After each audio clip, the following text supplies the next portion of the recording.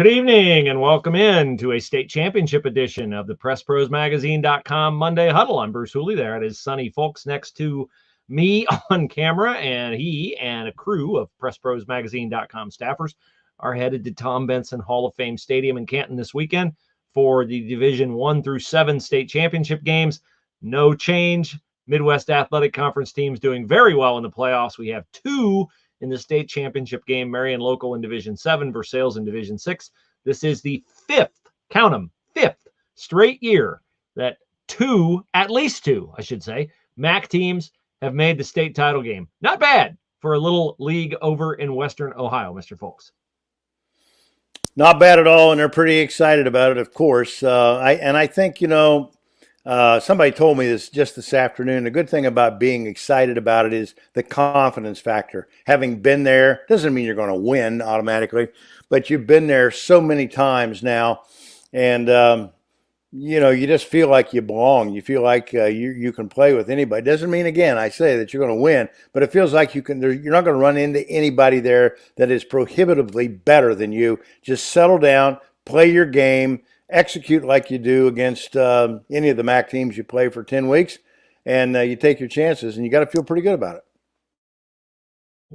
Well, there is a reason they call it the Mighty MAC, and that reason is posted on the crawl down below both of us right now. The 13th year in the last 14 that at least one MAC team has reached the state title game. They've won a state title in 13 of the last 14, and they are 21-8 over that span. And it's not like you say, well, if you're watching this from Northeast Ohio and you're a Kirtland fan, maybe you say, well, sure, they got Marion Local and they got 13 state titles. Not so fast, my friend, because Coldwater has won titles. Versailles is going for its 8th state title against your Kirtland Hornets. Delphos St. John had its run. Anna has a state title. New Bremen has 2 state titles. St. Henry, of course, with the legendary Tim Beckman, has a boatload of titles. So there is excellence across the league, and we will have more stats to sort of build that out for you as the show continues. Well, you make a very good point there when you consider the fact, too, that some of those titles, Anna has only been a conference member for about 10 years, and they've won one. I think Minster's got 3. I think Fort Recovery's got 1. I don't know of another conference in the state of Ohio that can claim as many individual conference members who have won at least one time. Of course, Marion's got 13 of them, and Coldwater's got 7. I think Delphos St. John's got 6. Maybe, I think they've got 6. Versailles certainly has 7. 6 with Al Hetrick, 3 in a row back in the mid-90s. So I don't know that there's another conference anywhere in Ohio that can claim that type of success. Some would call it dominance. I never hear anybody in the MAC refer to it as dominance. They just talk about the success they've had, the confidence they have in going back and playing, because like I said a moment ago, at this point, since 1973, I think, when the conference was constituted back then, maybe 72. I think this is actually the 51st anniversary of the conference this year, maybe the 50th. In 50 years, you got to feel pretty good about that many titles. And you got to feel pretty good about the fact that you're not going to see anything out there that you haven't seen before. So again, like I said, you just settle down, you play your game, and you take your chances. We will take time to tell you about the teams standing in the way of Versailles and Marion Local, extending the MAC streak of having 2 state championships every year to 5 in a row. But first, we have to explain to you how someone who lives out in the middle of, the beautiful rural area in which Mr. Folks lives is able to come to you seamlessly tonight with his outstanding rural internet service. And again, that would be Skynet Internet, rural internet in downtown Pickle. We talk about them every week. They are our primary sponsors for the Monday Night Huddle. Give them a call, Mike and Craig Grissom. And if you have issues with satellite internet, and I did, so I can speak firsthand, they fixed that for me immediately. And I won't go into how they fixed it, but they are very confident. They go out into 5 or 6 different counties here bordering Miami County, where I am, And I can give you firsthand, they do a great job. And the best thing about it is their customer service. They actually answer the phone. When you call, they're going to take care of you start to finish and do it personally. So give them a call at 773-0998. If you've got bad Wi-Fi and you're in the country, and if you're in the country and you don't have Skynet internet, chances are you do have bad Wi-Fi. So give them a call tomorrow, 773-0998. As for Craig Grissom, he fixed me. There's a good chance if he can fix me, he can fix you. They're our sponsors. We appreciate them. And Mr. Hooley, back to you. Yeah, so we want to welcome our viewers from around the state of Ohio tonight. We anticipate having viewers around the state that we typically do not have when our topic is confined more to Central Ohio and to Western Ohio, which are the two areas of Ohio that we cover on a weekly basis. But I would anticipate that we have some fans from Dalton up in Wayne County, and certainly fans from Kirtland. The Kirtland fans have known about Press Pros for a long time because, well, the people in the Midwest Athletic Conference know all about Kirtland. Tiger Laverde, the head coach at Kirtland, has done almost as amazing a job as Tim Goodwin has at Marion Local. Tiger Laverde has his team back in a state title game for the 12th time in the last 13 years.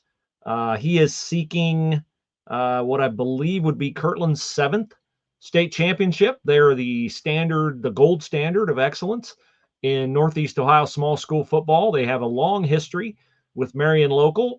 Added to that history last year was Marion Local's tight win, 14-6 over Kirtland in the Division VI state championship game. Kirtland stayed in Division VI. Marion Local sank back down to Division VII. And lo and behold, they're in Division VI to stare across the state at Kirtland all season long, none other than the Versailles Tigers. And you say, wait a minute, Versailles and Kirtland, don't they have a history too? They do. The Division V state championship in 2021 was between Versailles and Kirtland. Kirtland at that time had a 55-game winning streak, which was one better than Versailles' 54-game winning streak. And Carson Bay and Tarantayo and the Versailles Tigers took umbrage at that and came out with a 20-16 victory in a fantastic final championship game at Tom Benson Hall of Fame Stadium that weekend. And so, yes, that means Kirtland has lost to a MAC team for the state championship each of the last 2 years after, prior to that, winning 3 state championships in a row. So quite a history across the miles between Kirtland and the Midwest Athletic Conference, Sonny. I think the thing that you said that I appreciate the most is the job that Tiger Laverde has done up there. I've gotten to know him just a little bit from press conferences. And he has that kind of personality. He has that type of leadership qualities. He is a coach's coach with expectation, or a player's coach, I should say. Well, maybe a coach's coaches too.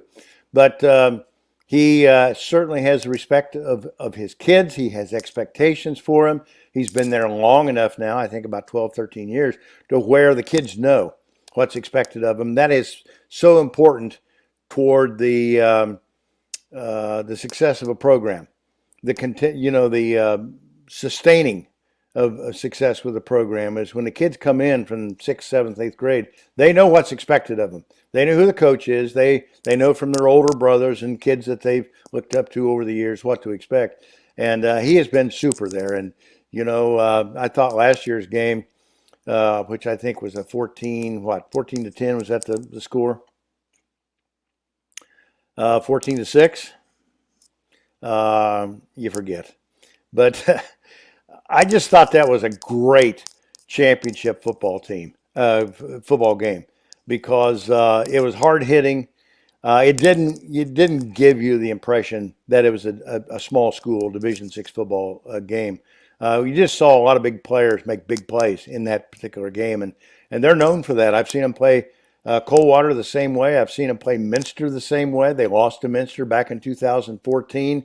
They have lost to Marion once. I think they have beaten Marion twice, and they just have a lot of respect for each other. And that's the backdrop of those games that makes you enjoy them the most. When they have some history, there is just a tinge of dynasty feeling when those two teams get together and feel. And I've always just felt like dynasty is a good thing in sports, particularly for high school sports, because I'm not one of these people that believes everybody deserves a trophy.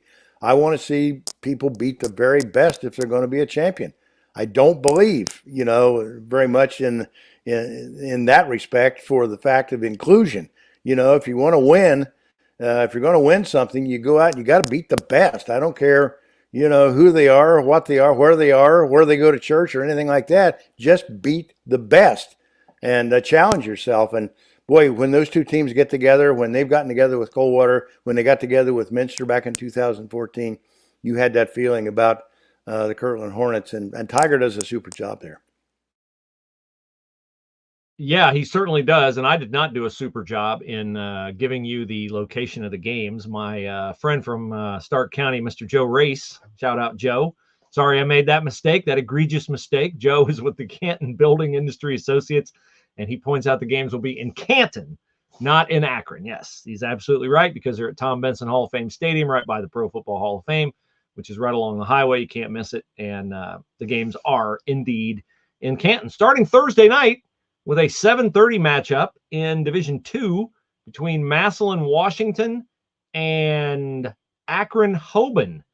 And Massillon, Washington may finally shed the long despised nickname they have in some circles of the state of Ohio, the Paper Tigers, as they have never won a state championship on the field. Lots of them in newspaper polls, but never on the field. So Hoban and Massillon, Washington will start us all off, and then we'll have Versailles and Kirtland to start off the Friday morning festivities, 10:30 a.m.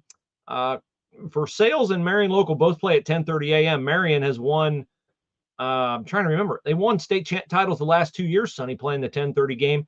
Not a big deal for them. Do you think the 10:30 kick is an issue for Versailles? I think it's a horrible issue for anybody. I mean, who in the world gets up and plays football at 10:30 in the morning?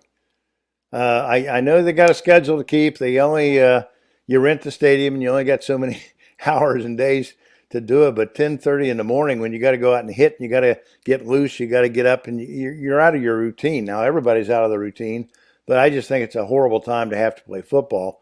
But they do it in all the sports. They do it in basketball. They do it in baseball, softball, football. So everybody's accustomed to it, and you just take it as part of the gig when you get there. Do I think it's going to be an advantage or a disadvantage for anybody? No. I mean, these are 17, 18-year-old kids who are excited about being there.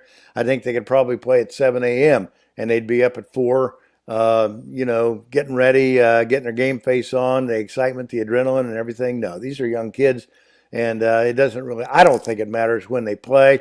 The only thing that I think is a factor is at 10 o'clock in the morning, if you have a hard freeze the night before and it's frosty, I don't know that field has heating elements underneath to melt the frost, because otherwise it could be a little slick and footing would be a little bit treacherous. But no, as far as getting ready to play at 10:30, they both got to play at 10:30, so play. Versailles was dominant in its state semifinal win over Columbus Grove, 30-13. Kirtland had to work a little bit harder to get rid of Sugar Creek Garraway, 17-0. Of course, Kirtland has back at quarterback this year, Tiger Laverty's son, Jake Laverty. He was a freshman last year. He's dramatically improved. They have Rocco Alfieri is a hard-nosed running back. I looked at the rosters. It does not look to me like one team will have an appreciable size advantage over the other, a depth advantage in terms of players on the sideline. Both of these are long storied programs where everybody plays football. Both of them have really good coaches. So should be a knockdown, drag-out battle. Not that this is the authority, but many of you probably follow the site, The Fantastic 50. That is by Drew Pasteur, who is a analytics guru, professor, I assume, of mathematics at the University of Worcester. He takes Versailles in this one by 2 points over Kirtland. He rates Versailles' schedule as the toughest in Division V. He does not have Kirtland's schedule among the top 10 in Division V, and he only ranks 10. But Kirtland did deal Doughton, which will play Marion Local on Saturday morning at 10:30 for the Division VII title. Kirtland did start its season with a 14-7 win over Dalton. And last year that game was 33-0. So that tells me that Dalton is an improved football team. We'll get to Dalton and Marion Local in just a moment. But Versailles Friday night, Sonny, you covered that game. They did not throw it very much after Michael Osborne had an early interception. They didn't have to throw it very much because Joel Garrett and Michael Osborne were dominant on the ground. Would you anticipate that Versailles will have to throw the football more on Friday morning to win the game than they did this past Friday night? I don't know if I would anticipate that they have to, but I think you want to have it in your arsenal. I think you have to go and be prepared to win, more so than you are against familiar teams in your own conference, particularly if you get down 14 points. You don't know the tendency, you don't know the personnel, you don't know. There's always something about playing someone unfamiliar. So I think you have to go being prepared to throw it. I have not seen them throw it a lot this year. They have thrown it effectively at times. And at other times, I thought they threw it because it looked like they had to throw it. But Michael Osborne is such a great and dynamic type of athlete. He's a playmaker. He's certainly capable. One thing he does, I think that's particularly sets him apart is, you see so many high schools that, sprint their quarterback out left and right and make him throw it on the run. He's such a good athlete that it looks more natural with him than it does with a lot of others. The other thing is he's quick enough afoot that he can outrun the pursuer and get his feet set and make an accurate throw downfield, which I've seen him do on more than one occasion. So I think in that respect that Versailles will be fine if they have to throw it. They certainly have good team speed, so they can get people behind the secondary. They can outrun some people, and certainly when they make a completion in the secondary in the open field, they have that ability to get out and make people miss and get some big gains after it. Well, I'm quite sure Kirtland does not need to be convinced that Michael Osborne is a great athlete, because those who remember the 2021 title game remember that Michael Osborne made probably the play of the game, a tumbling backward catch under amazingly great coverage by the Kirtland defender in the first half in the end zone for a touchdown. Put Versailles up by 2 touchdowns in that game. So certainly Kirtland has respect for Michael Osborne's athleticism. Versailles, I don't think, my just personal opinion, is not as good a team as they were 2 years ago, but I'm not sure Kirtland is as good a team as they were 2 years ago. So that will be a game definitely worth watching. Friday morning, 10:30 is the kick. And then on Saturday at 10:30, Marion Local will go after its 14th state title. They will take on Dalton, a team that is in the state championship game for the first time in school history, won a regional championship for the first time in school history, but they have been dominant in the playoffs, not as dominant as Marion Local, but few teams are. Marion has won its 5 playoff games by a collective score of 250-7, including the last 2 by a cumulative score of 90-0. Dalton has won its last 2 88-15, including a 55-7 drubbing of Caldwell in the state semifinals. Sonny, you've seen Marion a lot. What do you think about excuse me, this Marion team as it compares perhaps to last season's? I don't know that I would ever try to make that comparison, and Tim Goodwin kind of broke me of trying to do that years ago. I've asked him the question before, and he looks at you like you got 10 heads, because he said, no 2 group of kids are the same. And he said everybody competes a little bit different. Everybody finds that speed, that certain, what is it the French say, je ne sais quoi, out there during the course of the game. And he said, I just don't compare teams. I do think this Marion team, like I said before, has gotten great experience. These kids that are seniors now have been in these same shoes as juniors and sophomores. They've had playing time on this field. They understand the expectations of being out there. Here's another thing I'll say too, relative to your statement about how good Dalton is compared to, the team they were last year when they were 10-3 and they got beat up pretty good by Kirtland 33-0 in round 3 of the playoffs. Now they came back this year and lost to them 14-7, which I think says more about Dalton or more about Kirtland than it does about Dalton, because I think Kirtland maybe was trying to refit itself a little bit on opening night, like a lot of schools do, and I would be more wary maybe of Kirtland for that respect, in the respect of what they will show and can show against Versailles. Dalton certainly has, an impressive record this year, but I always look at this, and this is one reason why we don't do the Friday picks at this late stage, because I don't know the schools that Dalton has played, but I look at their cumulative record, and most teams like that have beaten up on some teams with bad records this year.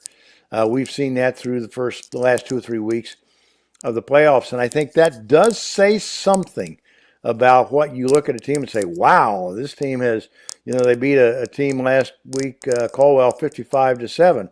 Well, a lot of people beat somebody last week 42-0 and 55-7 and 63-0.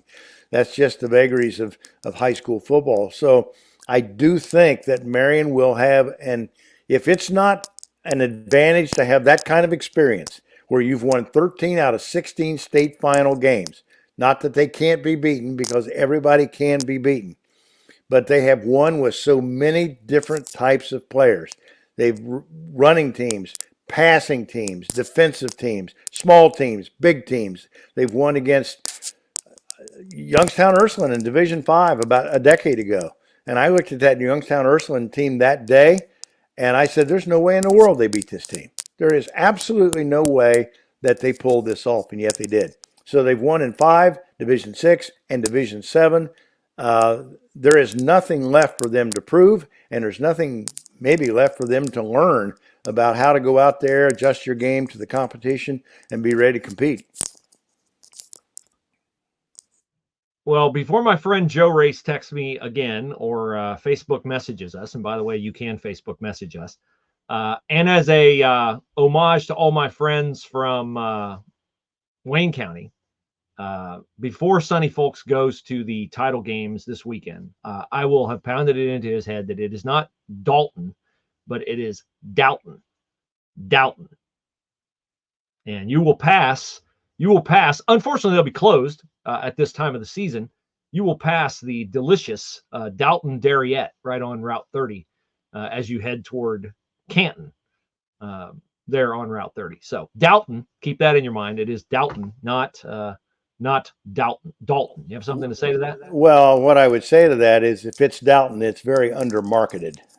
That and the dairy free. So I'll take my. The Darriette, not Okay. the dairy free. Okay, so let's chat a little bit about, since Sonny won't answer my question, I'll answer it relating to Marion. The difference between Marion this year and Marion last year is they're a much more talented team throwing the football. Justin Knopf is a better thrower than they had last year in Tate Hess. I wanted to say Marion's defense is not as good as it was a year ago, but it would be hard to be better because they had 11 shutouts last year. I looked it up. Marion had 5 shutouts this year and 5 games in which they allowed 7 points. So 1 touchdown. Are those garbage time touchdowns after Tim Goodwin has pulled everybody out? Quite possibly. Versailles pushed Marion Local to the limit. 14-13 final. Versailles missed a tying PAT late in the game. Coldwater, a Division V regional finalist or state semifinalist? Regional finalist. Coldwater gave Marion a very difficult first half before Marion moved away. This is the last stat I will cite from Drew Pastor, the purveyor of Ohio's Fantastic 50. He rates Coldwater's schedule in Division V the second toughest in Ohio.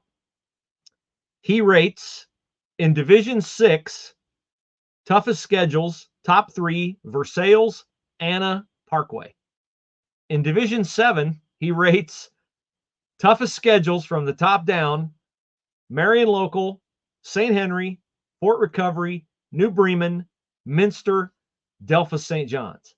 If you're not from Western Ohio, you may not know that I just named all 10 members of the Midwest Athletic Conference. 6 in Division VII, 3 in Division VI, and 1 in Division V. Doesn't guarantee you a win, Sonny, but it certainly helps to play a tough schedule. Doesn't guarantee you a win. It helps to play a tough schedule, but I don't think the MAC was as tough a schedule this year as it has been in previous years, Drew. So I don't know that I respect the research time that you spent to come up with that. I just don't know from standing on the sideline and watching on Friday night whether I buy it. Certainly, there have been years when Marion and Coldwater and Versailles have had tougher schedules by those standards than what they had this year because the league itself was tough.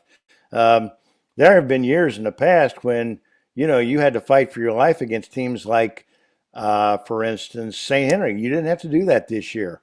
Anna was, a 500 team this year. Back 3 years ago, I think in 2019, they won the state title in Division VI. So I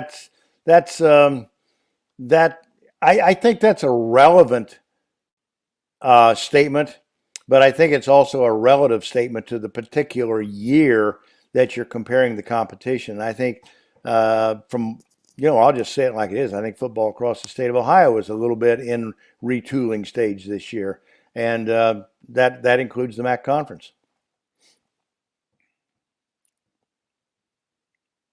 Well, I promise you, Drew Pasteur is not paying me a stipend for saying this, but I will say that Marion and Versailles, the honor he gave them of having the toughest schedules in their respective divisions, also may be a factor of Marion opening the season with a 29-28 win at Wapakoneta, which I believe Wapakoneta was a 10-win football team.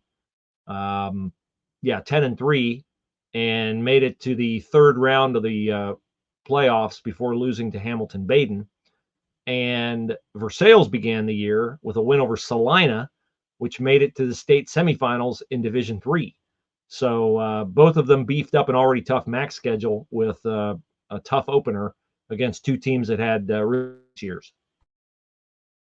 Of them, both of them beat up Parkway pretty good and Delphi St. John pretty good, and some teams like that. New Bremen was down this year, so you have to take those teams into account too. There's 3 wins. I don't say they're automatic, but they're certainly not the kind of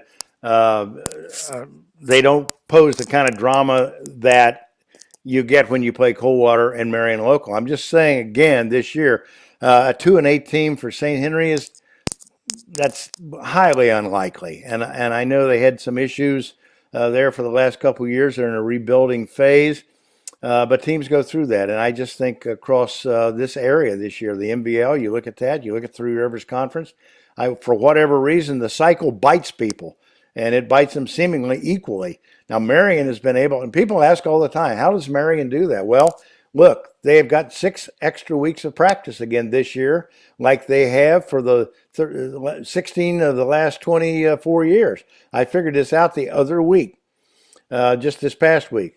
And if you go back to 2000, the year 2000, folks, when Marion won their first title with Tim Goodwin, from 2000 to 2024, they have been the beneficiary of 85 extra weeks of practice. Now, there's only 52 weeks in a year. So you're talking about a year and a half's extra practice there that those other teams have not had. And Tim talks about that frequently when people say, oh, how do you do it? Well, we have all 6 extra weeks of practice that nobody else gets. And the second thing is we get our kids into the game. You made a point there a moment ago, Bruce, that those JV kids have given up some of those 7 points in the second half that you mentioned, but they're out there on the field. They're getting significant playing time, maybe a year and a half before other teams get their kids on the field because they can afford to do it. And then the other thing is they just have good kids. The expectation there, and now he's getting the kids of kids coming up to play for him, and they know what's expected by the time they get there. The culture of football at Marion Local, I've written this, it drives people crazy when I say it because they're not the same size as Division I schools in Cleveland, Columbus, and Cincinnati, but that is the I think the number one football program, size notwithstanding, in the state of Ohio. Well, St. Henry, once they got out of the MAC, did win 2 playoff games, and Anna, once out of the MAC, did win 3. So maybe that authenticates their the toughness of their schedules this year, regardless of their record. Nobody has done more in the postseason after an average regular season than Springfield Wildcats. They knocked Cincinnati Moeller out of the state semifinals for the 3rd straight year with a 3rd different quarterback. So shout out to Coach Mo Douglas, who once again will have a bully pulpit to talk about another rematch with Lakewood St. Edward. And I am sure if things do not go well, or even if they do go well for Springfield, Mo will point out that he plays under a completely different set of rules in how he compiles a roster than Lakewood St. Ed. And he will not be wrong with a word of what he says. Well, in some respects, the only difference is that there is a socioeconomic difference, certainly in the kids that go to St. Ed's as opposed to the kids that go to Springfield.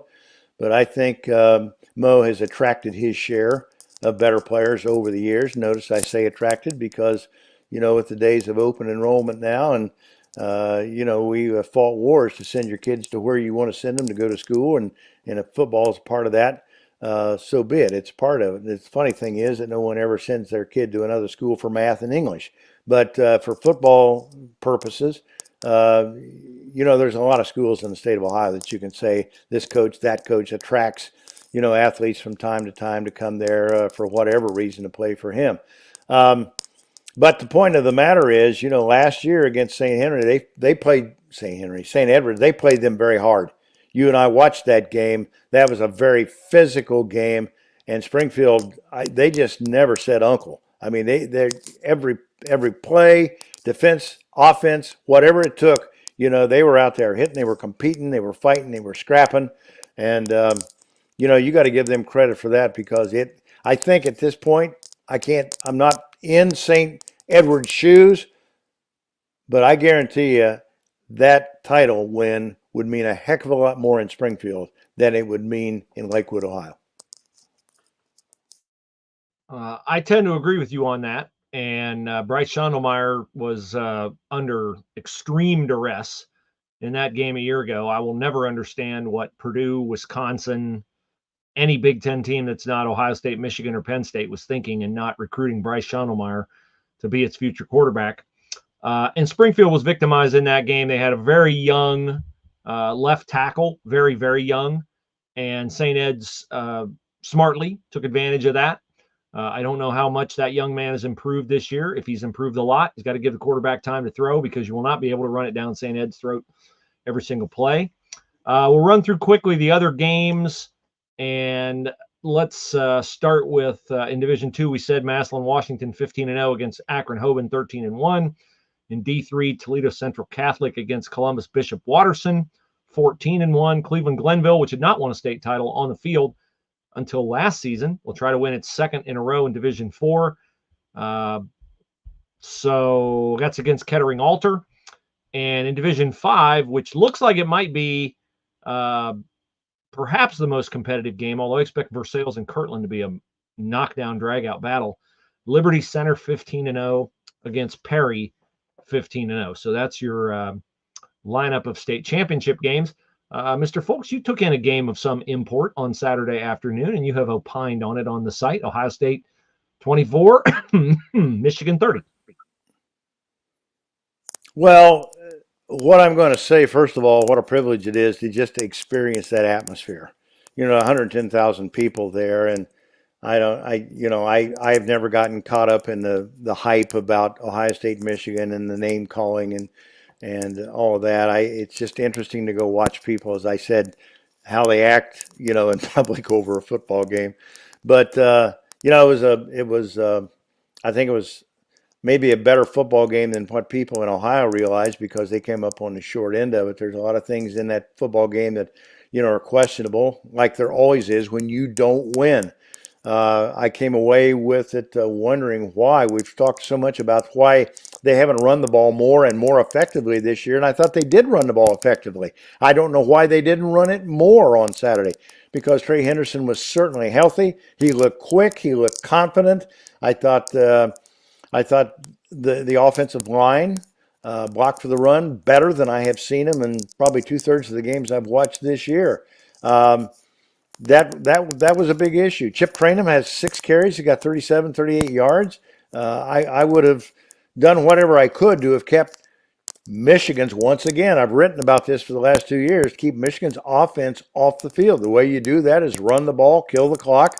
When it's 17-17, the defense maybe have let them down a little bit because they came right back and answered after Zach Zinner broke his leg, which was a terrible looking thing on the field. There's about a 10-minute pause, and then the first play from scrimmage, Blake Corum busts one and runs it into the end zone for 20 yards and it's a touchdown, and they never trailed after that. So, I mean, you can look at a lot of things about that football game and said the people in Michigan were saying we're just simply hungrier than Ohio State. I don't know how you prove that. That's just one of those things that is a subjective comment. You can't prove that. You can't prove that a coaching change would make any difference because they've lost 3 in a row now. You'll remember, you and I talked about this earlier this morning. What was it, 4 years ago? They wanted to dump Jim Harbaugh because he had lost 3 or 4 straight to Ohio State and wasn't beating anybody else that impressively either. So these things seem to go in cycles. I can't explain it. I don't know if anybody else really can hang their hat on why it happened. Pretty good football game. Ohio State just came up a score short. I certainly thought they were good enough to win. In fact, when Jeff and I wrote that column last week, he had picked them by 3 scores. I wasn't going to do that. But I thought it was the kind of game, like so many Ohio State-Michigan games have been, where it would come down to a kick at the end. I thought Ohio State had the better kicker, and they could win it 27-24. And it just didn't work out that way. By the way, I know there's people out there in other parts of the state that are watching us tonight waiting for me to make predictions on state finals games. You can wait all you want. I just don't do that. I'm not going to sit here and make people in Dalton crazy, or Dalton at the Dairy Bell crazy tonight by saying that I think that Marion Local is a 3 or 4 score favorite over the Bulldogs. I don't know the Bulldogs that well. I do know Kirtland pretty well, but I know this. Kirtland's been there enough times where they'll figure out a way to be competitive. And in a game like that, all it takes is a kick, all it takes is a turnover. You know, all those cliches, Bruce, that you used to write about, in the NFL and for the Buckeyes, for the Plain Dealer. A lot of things can happen in these games, and we've seen them happen. So I'm content to go watch them compete. I do think, I've already said, the teams that have their experience are going to have some advantage in this, and that includes Marion Local. That's going to include St. Ed's, Springfield for that matter, because, they've been there 3 times in a row, have come up empty, and it's certainly it's going to help Kirtland as well.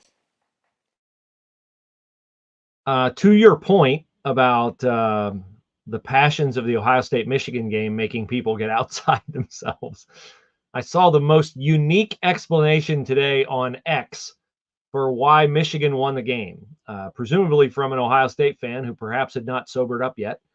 He said that Michigan had the supreme advantage motivationally of not having their head coach there at the game, and then they got a double shot of motivational adrenaline from Zach Zinter breaking his leg in the 3rd quarter.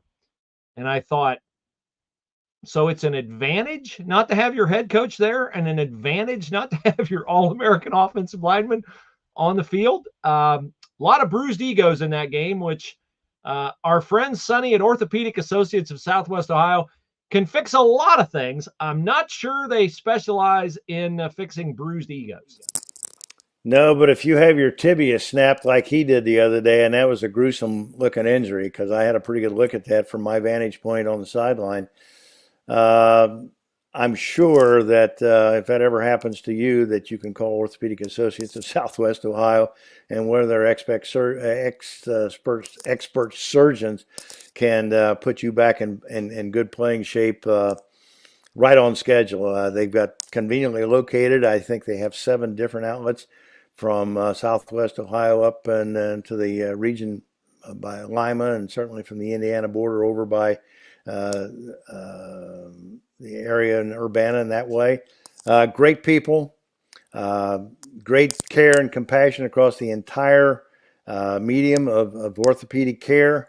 I've met a bunch of their doctors. I've never met one that wasn't impressive. And of course, we've done, if you want to get an idea about that, search back through the archives and read some of the interviews that we've done with some of the orthopedic associate doctors. Great people, great sponsors of the Friday Night Picks this year throughout the regular season and the first 4 weeks of the playoffs.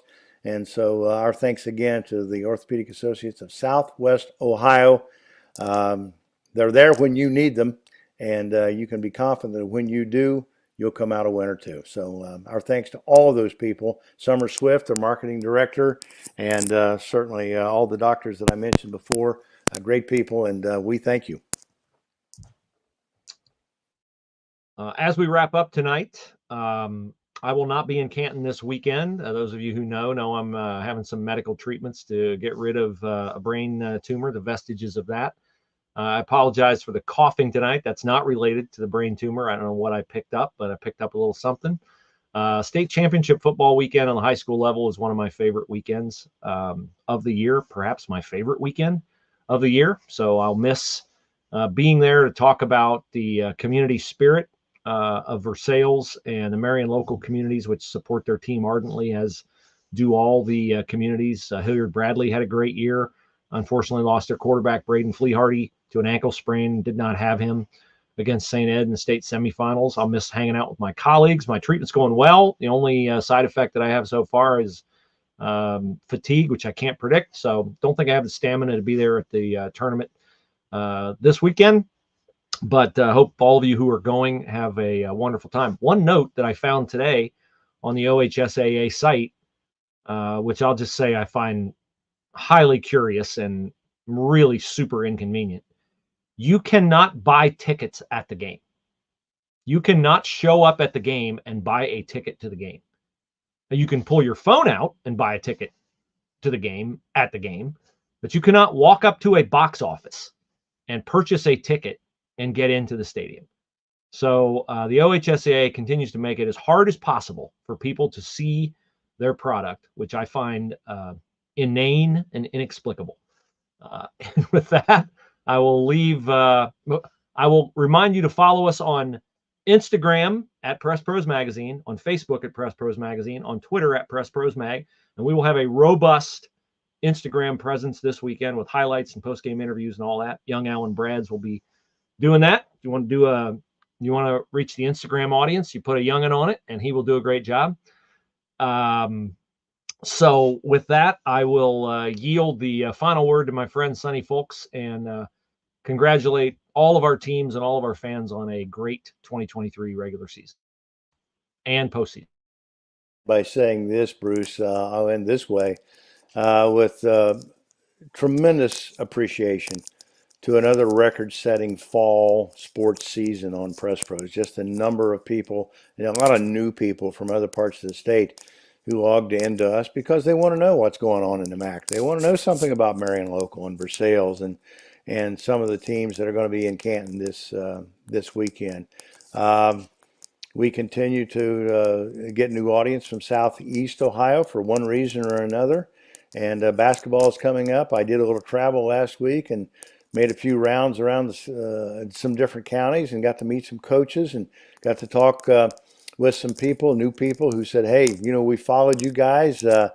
Certainly wish you could come down here more often. We'd love to be the subject on a Press Pros article. And, we hope, we're expanding a little bit. We've been fortunate to attract a couple of new writers this fall that'll be implemented here soon with basketball. So we should have the kind of basketball coverage that we grown accustomed to having in the future. But more than anything, I appreciate all the people who are so kind to write in and say, hey, look, love what you do. Keep doing it. We love it when you tell the truth about what you see.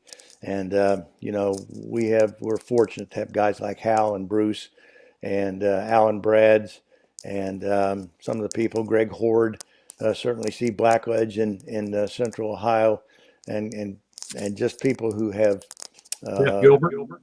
Jeff Gilbert, certainly, who's our Buckeye beat writer, did a great job on the Michigan game Saturday. So we appreciate your appreciation for their talents and their hard work, and we plan on keeping on. So hope you enjoy our coverage this weekend. We look forward to hearing from you. And who would have believed basketball is like a week away, even after this weekend. So hang in there, enjoy it this weekend. Thanks for your support, and thanks for supporting all the people who support us, the sponsors who make it possible, because as Bruce says so frequently, there's never a paywall. You never have to give us your Visa number, your MasterCard number to get to read the content on PressProsMagazine.com. It is freedom of speech. We'll see you again next week with a wrap-up and conversation about the outcome of the state football tournament from Canton. Until then, enjoy it, everybody, and have a safe week.